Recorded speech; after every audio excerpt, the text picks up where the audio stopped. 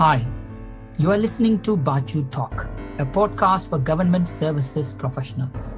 My name is Bhaskar Sundram, and I will be sitting down with our government services leaders to share their stories, discuss their career, and learn all about their values and collective impact in our society.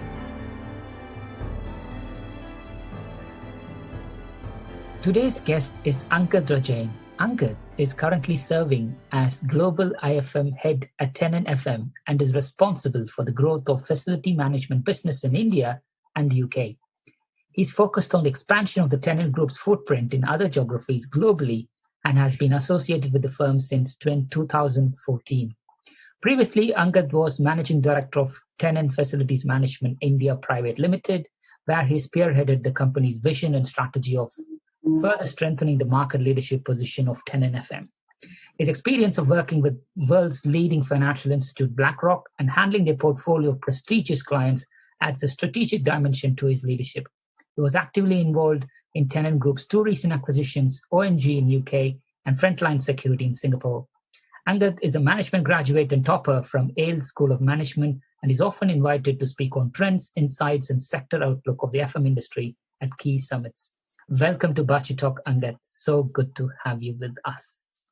Thank you, Bhaskar. Thank you for having me. Pleasure to be on Baachu Talk and being part of this initiative on mental health that you're running.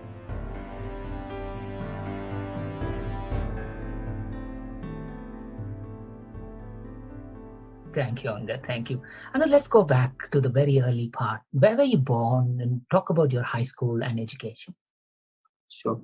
Bhaskar, I was born in a relatively less known town. It's called Hisar, in a state which is called Haryana, very close to Delhi.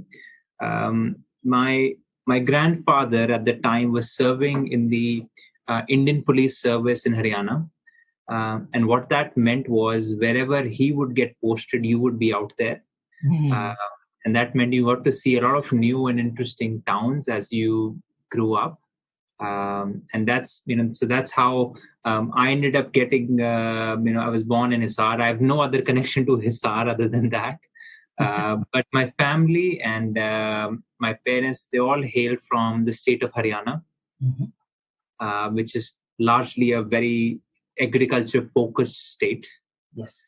From there on, the other side of the life that I had to work through was with my father. So my father, unlike my grandfather, chose a different arm of the services. So he was an Indian Army officer, right, and served there for many years, about 7 years in total.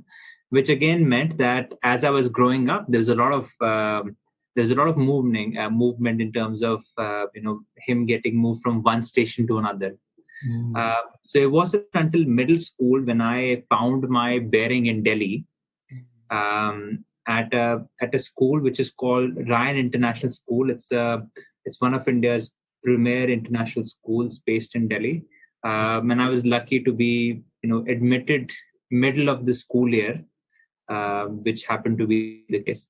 And that's where, I really started my journey of, having a stable place of education, with fewer movements, and, went through my early part of my, my childhood, my growing up in Delhi, and hence the affinity, connection, and love for the city of Delhi. Nice. So you did your higher education in Delhi as well, Angad? No, up until grade 12, I was at the same international school. Subsequent to that, I moved across, changed pace completely, and went to attend my bachelor's at New York University. Right. It was something that I was very keen to do. From several perspectives, I felt that the educational program that I wanted to be part of was best served if I go across to the US, and I wanted to study finance, which I know is very far away from facility management, which we'll talk about. But I'll tell you my common connect and as I found it. So I spent 4 years of my education of bachelor's studying finance and accounting in New York University. And subsequent to that, I joined a company which now very well known. That time it was relatively less known. A company called Blackrock. Yep. And so I did a very interesting stint about Blackrock, which I'm happy to share about. And subsequent to that, I did my final part of my education, or my professional education program at Yale University, where I did my master's. Wow, Angad, that great. Well, not many kids know what they want to do, but you know exactly what you're doing. That's brilliant. That's you had the direction from the very early life. That's so. New York University, Yale, and topper in Yale as well. Yes, I was lucky. I want to say I was lucky.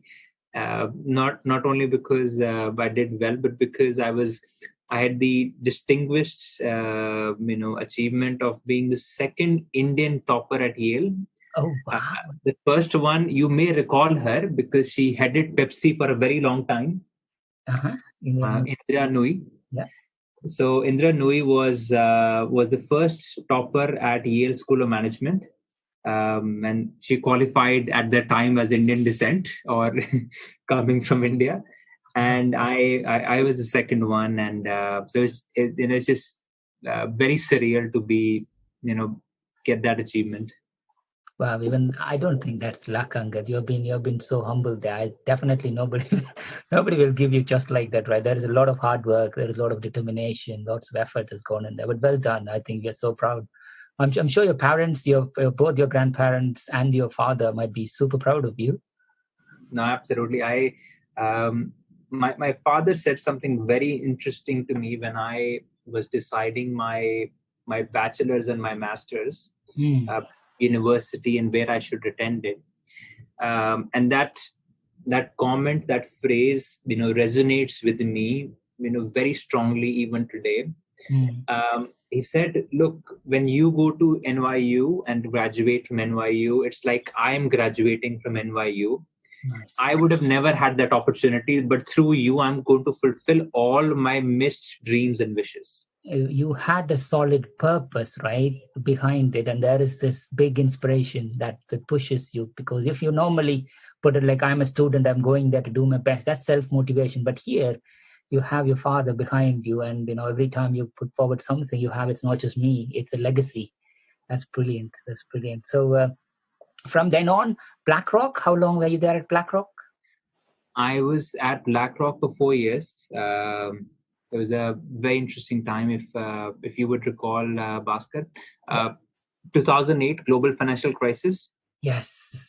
So I graduated 3 months before the meltdown. At that time, I was just happy to have a job. An international student in America, where the government was very harsh on international jobs being given out by organizations, especially in the finance sector. I was just very thankful and with a lot of gratitude that I had a job which did not, renegade on itself. And that's where my first real learning of the real world began, especially when everything was falling apart.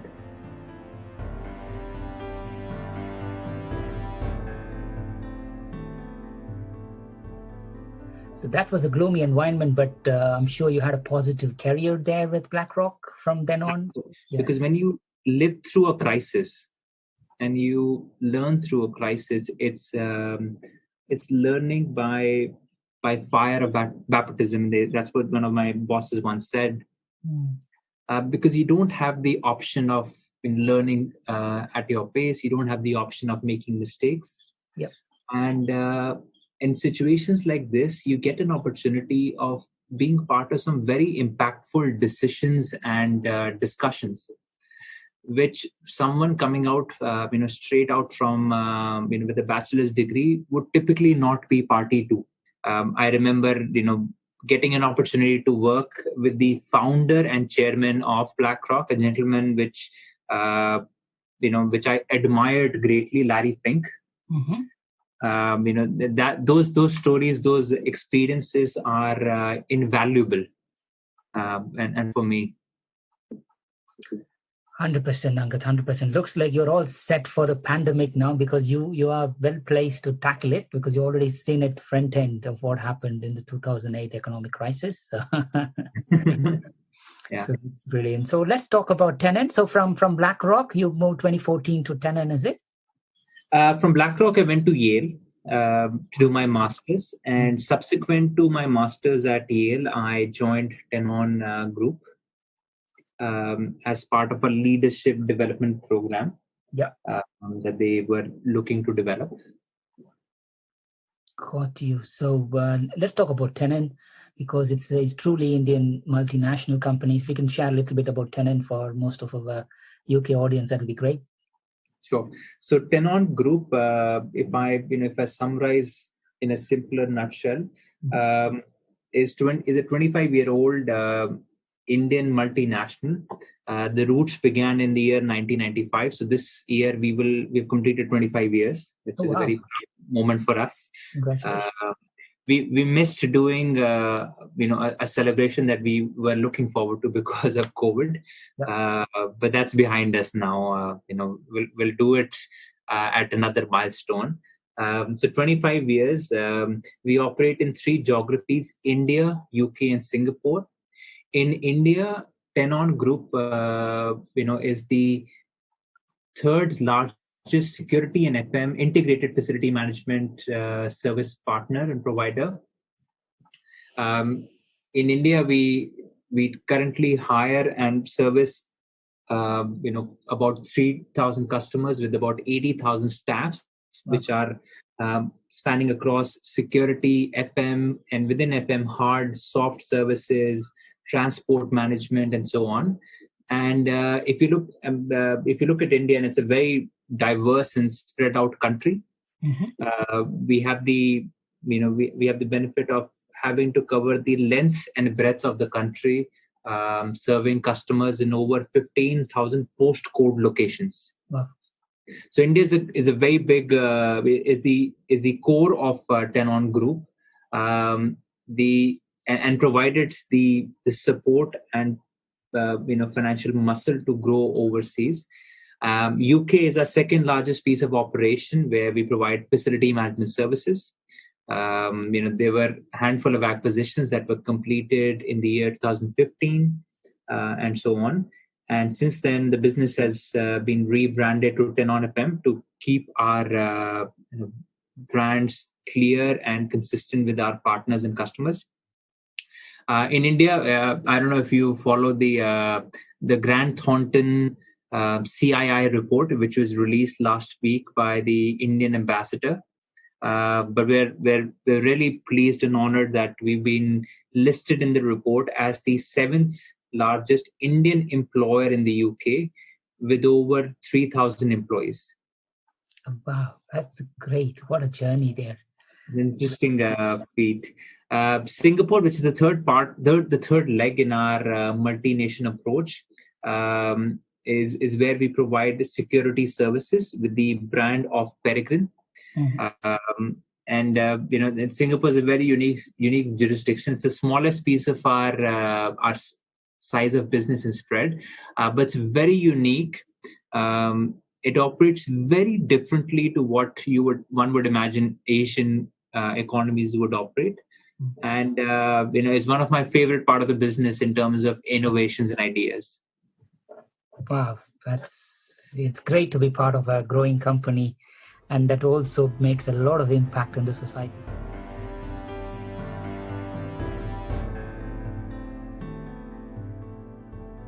That all began from father Manjit Rajain, is it? Yes, Major Manjit Rajain. As I'd mentioned earlier, my grandfather was a police officer in the Indian Police Service. My father chose his first career in the army. Yeah. He was a tank man in the army parlance. Wow. And after the army, he made a change in career and chose to serve in the police, which is contrary to what he'd wanted to earlier. And he served in a very unique jurisdiction, which, I think, Bhaskar, you and I will recognize, and I think many other listeners will also recognize a state called Jammu and Kashmir. Oh, yes. So my father was the superintendent of police for the capital of Jammu and Kashmir called Srinagar. Yeah, wow. Okay. And he served in that location for 4 years, from 1990 to 94. Which is also the period which was the peak of terrorism in Kashmir. So my father had two careers, and after these two careers, he realized that if he chooses to continue this path, he won't see his family, growing children, and from that, he took a stride away and decided to start the first company of the Tenon Group, which is Peregrine Guarding, which is the business that completes 25 years this year. Wow, what a journey there. I mean, so the discipline, the vigor, the society, I think, that is a very solid foundation, values that's been laid off from whatever your father have done for the country, and that kind of sees it through in Tenon's values as well. My thing is, most interesting is, how is it working with dad in the same business? That should be fascinating. Bhaskar, very challenging and very productive, both, I would say, in the same note.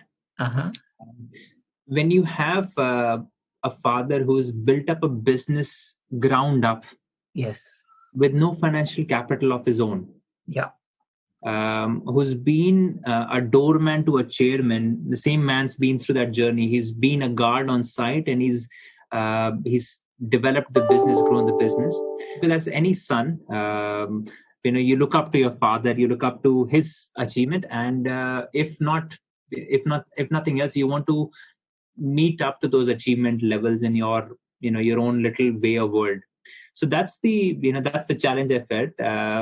The one interesting thing that we decided to do as father-son, because we live in the same house and we eat food together at least 2 meals a day, was that we will not work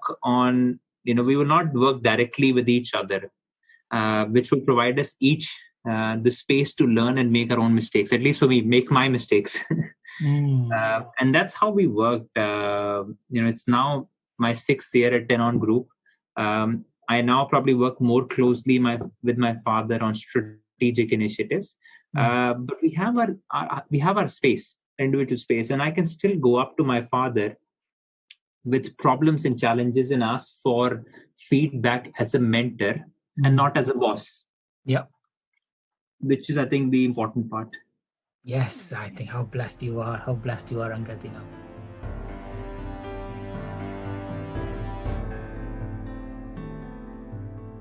If you can list, say, some of the key achievements so far, Angad, what would you say those achievements are?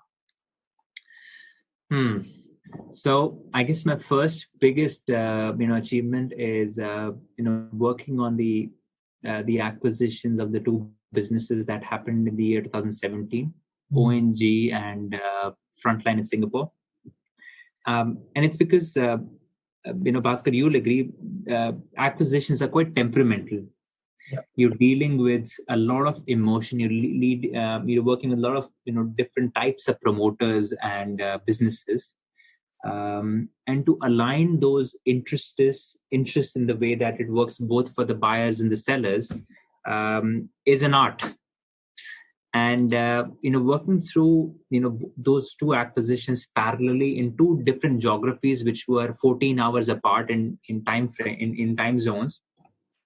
At the same time, that I think was probably my first big test and achievement, and it was such a pleasant journey. I remember it was August of 2017 where we signed the deal for ONG in UK. The same evening, I flew from London to Delhi to Singapore. Reaching Singapore the following morning to work through the entire day for the deal closing in Singapore, and that same night I flew back to Delhi. So that that achievement of being through that, closing a deal which we had invested in more than 6 to 8 months, probably my first biggest achievement. My second one, which I feel more close and humbled and happy with, because it was a real test, is making Tenon FM, a premium household brand in the corporate India. The reason I say that is because when you have an elder brother, think about having an elder brother who's always done so well, who's 25 years older than you. Yeah. It's really difficult for the youngest sibling to step out of the wing, step out of the zone, and show his or her parent that, look, I am also capable and credible. And that's the challenge that I was given in India with Tenon FM India, to develop Tenon FM's individual brand identity, recognition, and space. It took me a little over 2 years to go through that journey. But at the end of that 2-year journey, the message that I got across, not from our employees, but for our customers as well, was we really love working with Tenon FM because of your approach. And there's a particular example that one of my customers said, which resonates quite well with me. He said, for me, Tenon FM is like the Starbucks of the industry. I can get quality, consistent, transparent, and high level of integrity at every location, every region, state, person that I work with in your organization. Now that I feel is a very powerful statement, to be receiving. So that achievement and that year also was our fastest year of growth. So we received many awards from Economic Times to Grant Thornton and others, and we clocked over 45% growth that year. This is year 2018. So that's my second achievement. The third achievement is I'm not fully there, but I think it's when I finish this journey, this will be my biggest achievement. Would be to bring technology, innovation, and digitization, not just in our business but in our industry. And Bhaskar, you're a veteran of this industry. You've seen how businesses struggle with technology and innovation, and how sometimes we're still working with number of hours and number of people. So we've covered a substantial ground in that journey of technology. So that's probably my third achievement so far. It's not done yet because I think there's still a lot that can be done, but that's what I would mention.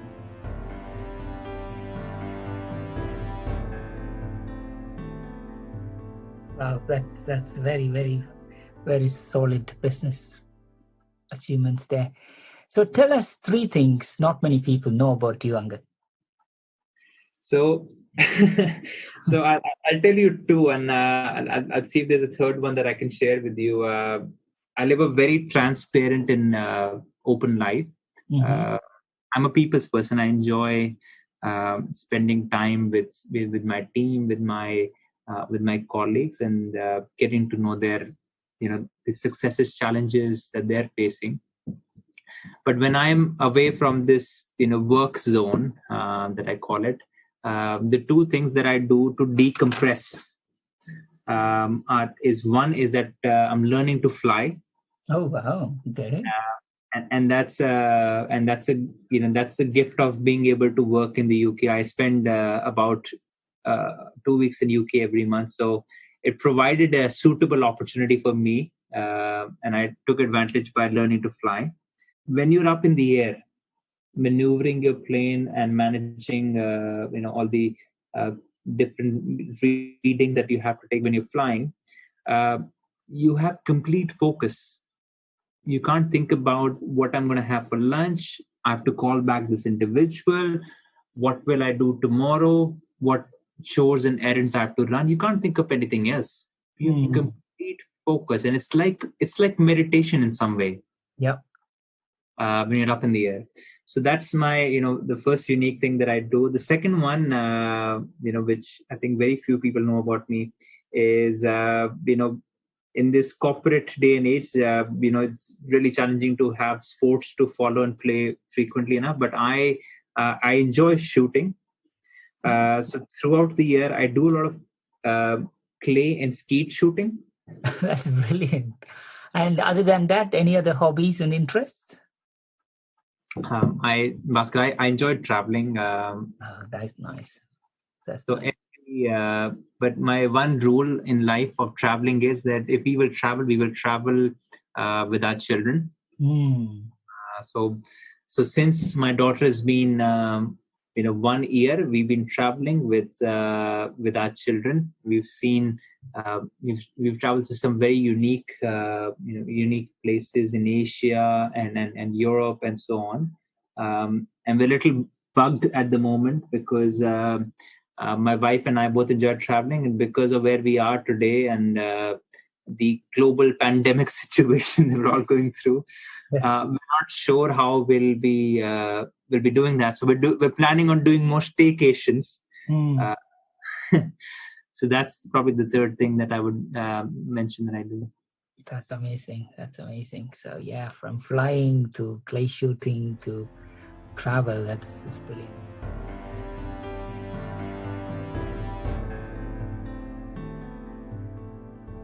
What have you observed lately that reminded you that people are good? Bhaskar, I think this current pandemic and the situation and how it's evolved has probably connected us more to our roots, our families, and just the need to be thankful and supportive to others. Yeah. Imagine this. I mean, we spent very little time recognizing, appreciating all the people around us who lived through a very challenging life, supporting us, working us. And I think FM community and the security community is a very big proponent in that. So the recognition and the appreciation for the most under-recognized sector, went up during this period. You were thanking the sanitization worker. You were thanking the waste collection team that showed up to your door in spite of the lockdowns. The recognition went up substantially, which I think it's been missing for years. The years that I've been part of this space in this industry, very under-recognized and represented. That's well said there, Angad. So, was there any inspiration stories and shout-outs within our Tenon team or from any of our clients or any of our portfolios? Many stories. So I'll tell you an interesting story that we had. Many of our team members work in different cities and states, and their parents and families will be living elsewhere. So one of our team members who's based out of Mumbai, which also happens to be probably the worst affected cities in India at the moment, he took it upon himself. He would collect food supplies and medicines from the local authorities and the local stores, and would then go across to the parents of our employees and other family members who were stuck and stranded in Mumbai. We even had one that traveled from the city of Mumbai to a place called Bhiwandi. Now, if you've never traveled to Bhiwandi is the warehouse capital of India. And that's where that's the heartland of warehousing for Amazon, Flipkart, Walmart. I mean, you think about an e-commerce or a logistics company, and they're based out of Bhiwandi. But the local infrastructure is very, very challenging. And when these crises hit, it just shut down completely, and there were literally no supply. So this colleague of mine took it upon himself to go from site to site, providing food, water, and supplies to our security and FM team members who were staying overnight at these facilities to provide continuity of service. And and this was one unique story that I heard. The second one, which I think was even more unique, and it's in the news again today. Odisha, which is one of the eastern states in India, is getting battered by a typhoon today and tomorrow, I believe, for the next 2 days. And in this state, there's a lot of people who who work on agriculture work. So there's not a lot of industries, and we manage a lot of telecom cell site towers. So imagine you and I sitting here today with our electricity and power, but no data network. What would we do? The work from home, paradigm would also fail. So we had a situation with one of our employees, with the power connection to a cell site tower in a city called Jharsuguda. Now, again, you would have never heard of this, but this is the largest industrial town for coal and aluminium in India. The cell site tower just fell off the grid because of power failure. One of our team members, got upon himself, took the tools and the kits on his bicycle, traveled 150 kilometers to go fix the cell site tower. He didn't have to do that. It wasn't his responsibility to do it on his own. But the ownership that people took to do their job, to look out for people around them, to take a moment and support people that they can amongst their communities was just spectacular. I think we feel all more connected and human again in this digital age.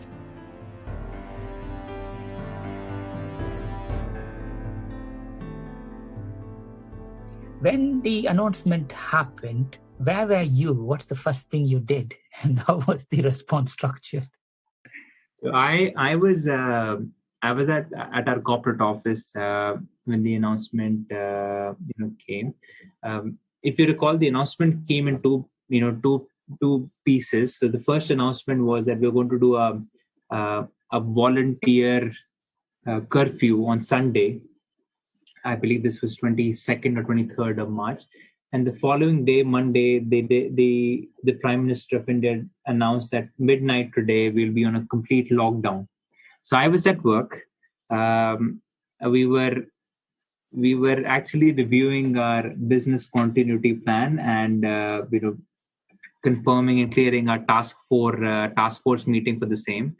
When the news came, the first thing that I did was I called up my wife and I said, I'll be home early today. Do you want me to get any supplies before we get locked out?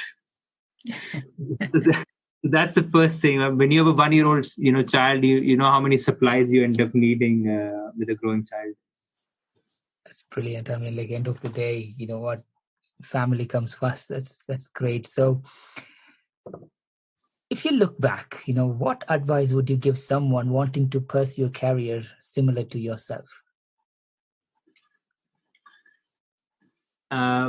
Interesting question. So I think for someone to have the interest and drive to work in facility management, the first affinity that they would need to develop, or the two affinities that they would need to develop, is the love for real estate. Because that's what our business is. Our business is real estate management. Our business is ensuring that real estate of different types and forms are maintained, managed most optimally. And during this process, we also adhere to environmental, social, and good corporate governance practices. So the first thing is love for real estate, which is what I had an opportunity of tasting firsthand during my time in Blackrock in New York. If you have the love for real estate and you enjoy working with people, because at the end of the day, facility management is a people's business.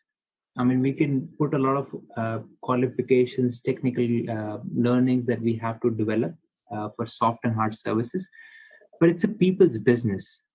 If you would like to, take up FM or facility management as a career, the two attributes that you need to align yourself or be, connected to are love for real estate and the ability and the affection to work with people in large numbers in community and helping shape their, lives and careers. That's well said, Angad. That's very, very, very, very good advice for somebody who would like to pursue a career in the FM sector. So what's one thing you wish you had known when you began your career yourself? The amount of hours that I'll have to put in. I'm just kidding. I think the first thing, what I would have, had I known when I started my career is there are no shortcuts, Oscar. And I spent the first 1 year going through this process. As individuals, as humans, we're all restless. We're all restless to do more, to show what we've done, and to engage. And in that process, what we forget is building the relationships, building connects, and building love for what we do. So that's, I think, the first thing. Had I known that, I would have probably spent my first year differently. I spent my first year, focusing, and I was going through a leadership development program, which meant that I spent a 12-month program hopping across different parts of the businesses in different cities and states. Now, in those cities, all I was focused on was, how do you do it? Why do you do it this way? How can you do it better? That's right. Yep. That's my focus for that first year, because what I wanted to tell my, as part of my project plan and report to my boss was, hey, this is how you're doing it. Here is how you can do it better, and here are the, inefficiencies in this business. What I missed in that, program, which I, made up later, was building up those connections and understanding how people operate in different environments, different education and ethnicities. I can understand their aspirations, their love, what do they enjoy, and thereby be able to, celebrate their happinesses, support them in their challenges, and become a partner in their life as opposed to having a professional relationship only. That's amazing. I think cultural difference matters, Angad, and you're right. Running a mass company that covers all parts of India, which has its own cultures, which has its own way of working, it's a learning, let alone then bring that culture back to countries like UK and Singapore, which has its own culture. But well said, understanding culture and bringing one value-based system, it's something that everybody needs to know very early on in the career, but that comes with experience. So that's great.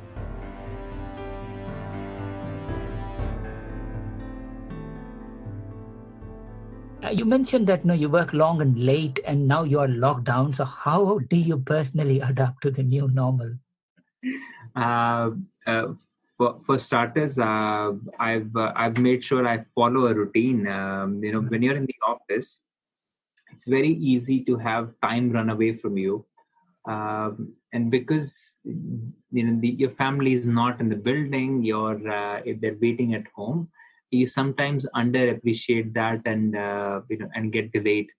When you're at home, you have family, children available, and if you don't capitalize on this opportunity available to you to spend time with them, then you'll miss this out. I mean, some of us will walk away from these 50, 60 days of complete lockdown or 3 months of COVID period and say, well, I'm just exhausted. I've worked, day and night, because the work and non-work hours got blurred completely when I was at home. So that's the first thing that I did. I said, I need to be following a routine, regimented. So that's the first thing that I did. The second thing I did was I broke my day into day-to-day and strategic stuff. Because what happens in a crisis situation, Bhaskar, is that you get so engrossed and involved into dealing with the day-to-day transactional issues that you miss out planning for the future and the strategic stuff. So that's the second thing that I did. I broke down my day into day-to-day and strategic, and I ensured that my team also started doing the same, because without that we won't be ready to evolve out of this crisis. We won't be able to be prepared to get out of this crisis. And the third thing which I did, which I think is very important, is I made sure that I break away in a reasonable time in the evening to spend couple of hours with my daughter and my son. I'm playing more. I'm playing more soccer with them every day. I'm reading more books to them. I'm building a connect, which helps me. It's like meditation again. Yes. So I don't need to go down. I don't need to wake up at 6 a.m. and to meditate. My meditation, my decompression is with my family. That's amazing. That's amazing. I think, as you rightly said, what isolation has, has given us what's important in life. It's good balance that you strike there, strategic, and then day to day. Then you moved on to have family, give them enough time as well. That's brilliant.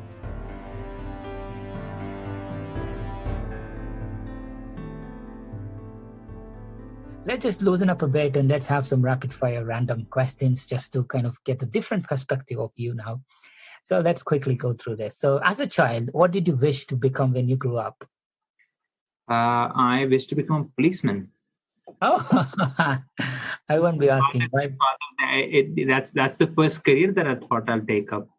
Nice. That's good, because you've seen like two big leaders at home. Why not? 100%. What was your favorite subject at school? My favorite subject was economics. Economics. Okay. Oh, wow. That's pretty. What profession other than your own would you like to attempt? I would love to, look at the career of becoming a pilot. Oh, yes. It's a career that I would enjoy doing, so I would love it more. Got you. If you could be anywhere else right now, where would it be? Home. For me, it's places don't matter. Family does. So if my family is in London, where I'm in London, I'm happy. If they're in Delhi and I'm in London, then where my heart is following to. Got you. So what's the most interesting thing you have read or seen this week?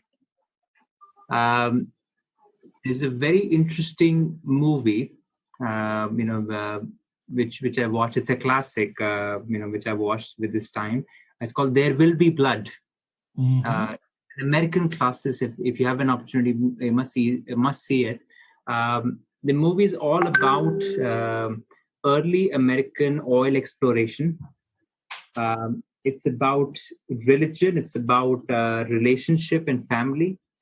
It's a very impactful movie to watch, and I think it's at par with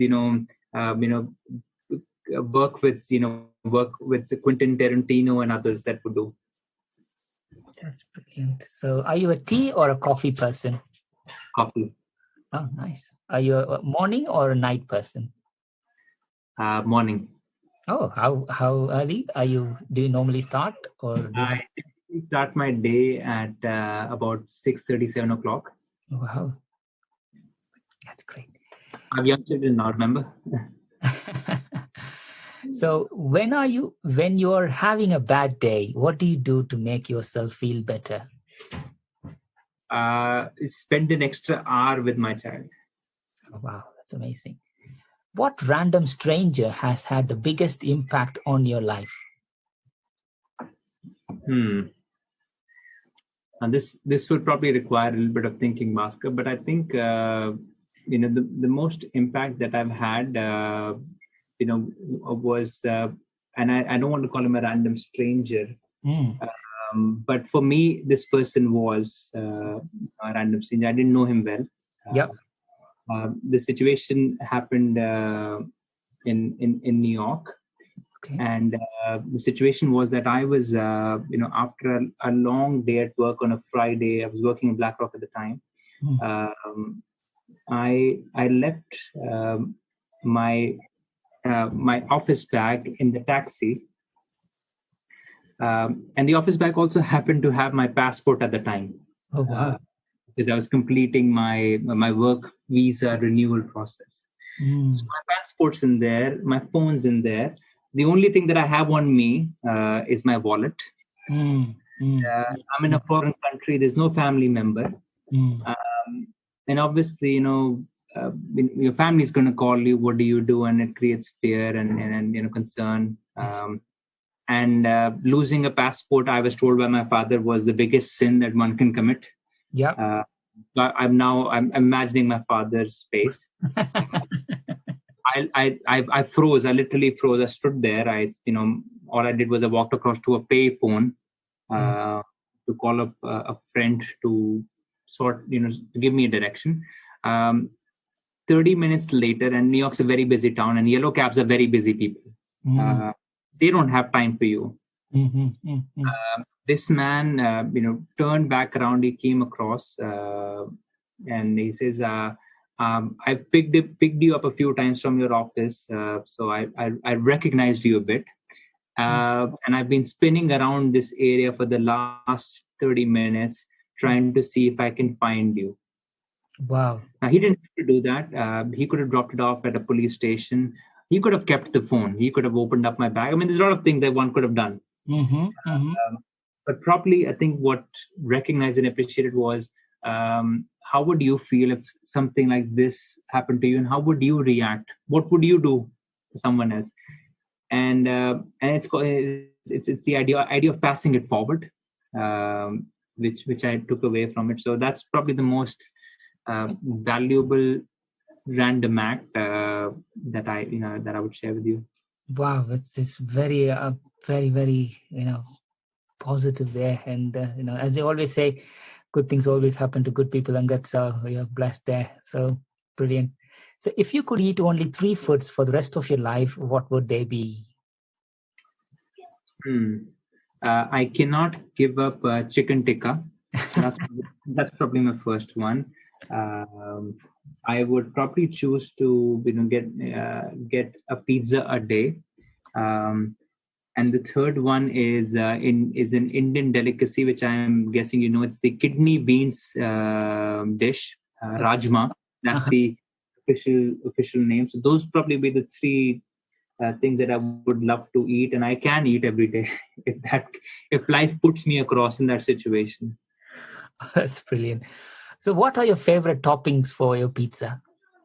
Ham and pineapple. Oh wow, Hawaiian. I'm a simple man of habits. Hawaiian is the best pizza that human beings ever invented. That's brilliant. So, so what superpower would most like you to have? Fly.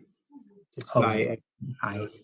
It's my 4-year-old keeps asking me, "Dad, why cannot not fly?" And I pray to God every day that can God give me the power to fly? So I asked her, why would you like to fly? I mean, what's so special about it? And she said to me that I want to soar high in the sky and feel how the eagles feel and how the parrot feels when they can flutter their wing and they can just go everywhere they want to. Oh wow, that's so beautiful. Freedom that one brings. Yes, 100%. So, do you have any nicknames, Angad? Sadly, no. My generation or my parents decided not to. They protected me. I had a very unique mispronunciation of my name when I was in New York. My boss fondly would call me On Guard.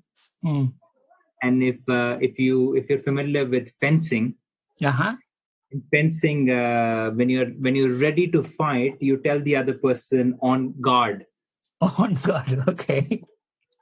So it became a really bad nickname, and it took me about 2 years to get him to pronounce my name right. But I was a man on a mission, so I didn't stop until then. On Guard, wow. Okay, it's amazing.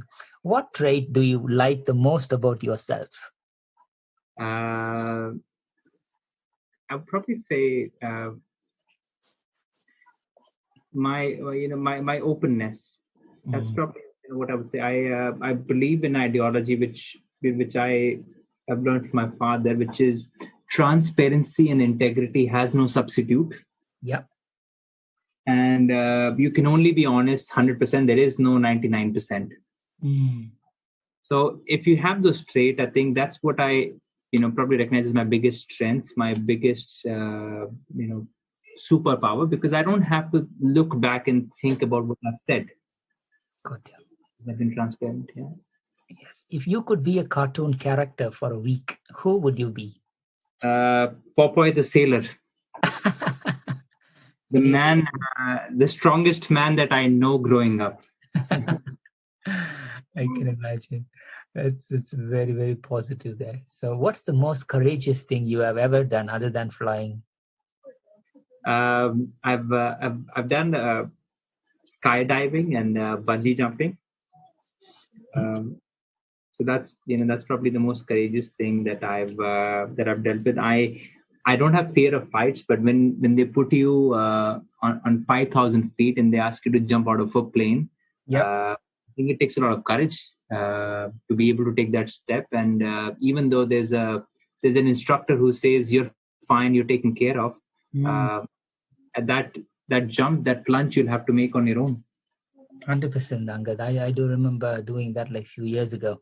The jump was hard, but once you jump, you get the same feel as a little one just said. You are literally a bird there.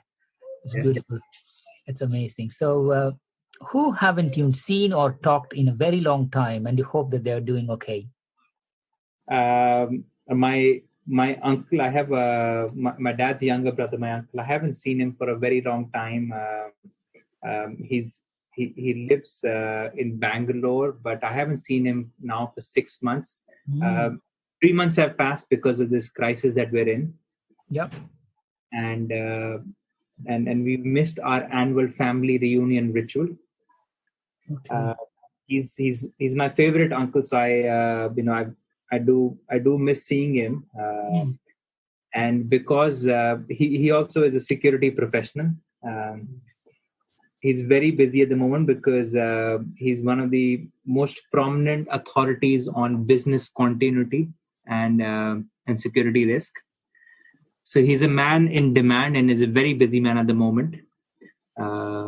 And with that, we've not had an opportunity to have even a Zoom conversation. I mean, we've exchanged messages, but I'm sure you'll agree in this day and age, messages can't do justice. 100% right, Angad. So if Hollywood made a movie about your life, whom would you like to see play the lead role as you? That's a very interesting, Bhaskar, a very interesting question. So, Bollywood or Hollywood? Yeah, you try both. So if it's Bollywood, I'll probably put Saif Ali Khan. Oh, interesting. Okay. An interesting movie that he did, I think, many years ago when I was probably, a late teenager, called Dil Chahta Hai, in which Saif Ali Khan played this free-spirited man who would hunger for love and affection. Yeah. So I probably connected my life at that time with Saif Ali Khan, and thought that'll be the best that I could do. And if it was Hollywood, then I'll probably put someone like, in nothing fancy, even no Tom Cruise, no Brad Pitt. I'll probably put someone like Tom Hanks. Oh, nice. Tom Hanks or George Clooney, and there's two very interesting movies. If you've not seen them, you must see them. Especially in the lockdown, they're even more effective. Tom Hanks did a movie called Castaway. And that movie is all about isolation. Yes. How he became my hero. One of my favorites. And George Clooney did a very interesting movie a few years called Up in the Air. Yep.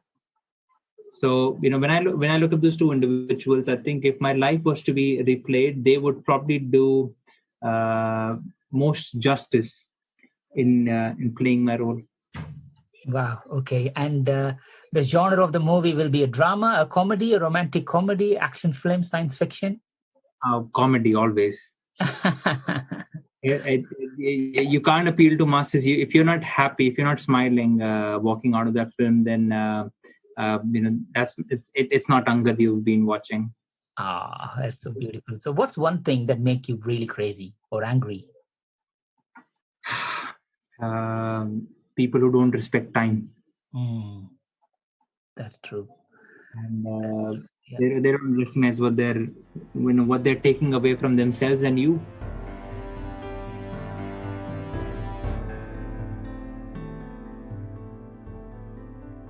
So who are the people who have been the most influential in your life and career so far? I think as I've probably mentioned a few times, I think my father's been a very influential person in my life and my career and the decisions I've made.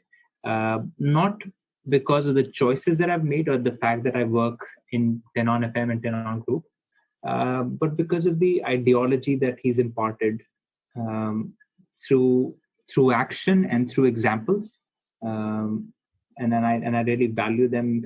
My father once told me, if you don't enjoy studying, and this was when I was in 12th grade, and I was about to give my final exams. He said, if you're not happy and if you're not committed, don't do it. And I said, Dad, why would you say that to me? He says, look, son, if there's one thing that I would teach you is to never accept mediocrity. So if you want to do it wholeheartedly, or don't do it. So that's probably one person which is very very influential in my life. The second person is quietly and on the sidelines has been my grandfather. He's the second person that's probably been the most influential in my life, because of his discipline, his way of thinking and how he would hold family together. And something very interesting that he once taught me when I was leaving for America for the first time, and I spent 10 years in America at that time, was think about two things. One, family comes first. So no matter what happens in life, if you're ever in trouble, pick up the phone and call your family. You don't have to think twice whether you'll be judged or not judged.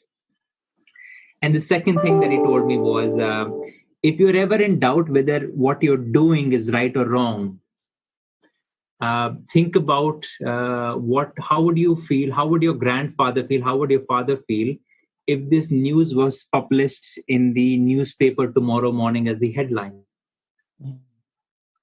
So I think those were very impactful words, and I've collected a lot of wisdom and nuggets for myself and hopefully for my children through those experiences that they've shared with me.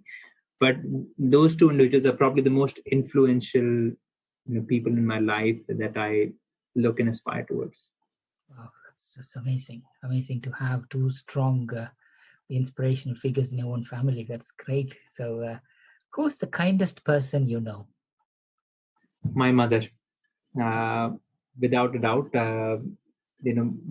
As I think I'm sure a lot of people would feel, a mother is someone who would be selfless, who would put his children, his husband, and in many cases, the family before anything else. So my mother's been the most kindest person. When I've been challenging through my teenage years, when I've made decisions which were probably not right, or maybe sometimes difficult, she's always stood by me. She's always been kind to me. There's no mean bone in her body. Every day that she wakes up, she would think about what she can do kindly and for me or my brother. And I think there will never be a time where we would say that we've done enough for our mother, for the kindness and the clean heart that she's provided us for lives. That's amazing. Mothers are mothers. I mean, there's no words to express them. Few words about your partner and your children. Yes, my partner and I have been married. My wife's been married to me 8 years. We were sort of love at first sight situation. I'd just quit my job at Blackrock and come to India for the summer to spend 2 months before I would start Yale. Met my partner, my wife. We clicked from day one. 2 months later, we were engaged, and 6 months later, at the Christmas, we got married. And we've moved. We've never looked back from that. We've traveled the world. We've enjoyed experiences. She's the balancing act in my life. So when I get too anxious, she's there to balance me. When I doubt myself, she's there to support me, and likewise for her. Each of us are the foundations of our lives together. And I think what she's done, nobody, a lot of people in our day and age would have not done. Uprooting yourself and putting yourself in a foreign country in New York at the time. Traveling with your partner for months on the go when I was going through my induction, or agreeing to travel with a 3-month-old baby so that we could be together. So my wife, my spouse, has been my balance in life, and through that balance we've achieved two wonderful children that which I love the most, my daughter and my son. We're very lucky of being blessed. We're very lucky that we have one of each, as they call it, and we're just very, very lucky, especially at this moment, that we're able to spend very large amount of quality time together as a family. Wow, that's a very beautiful, blessed family there, Angad. I think it's use all your time to share this moment with your loved ones. It's 100%.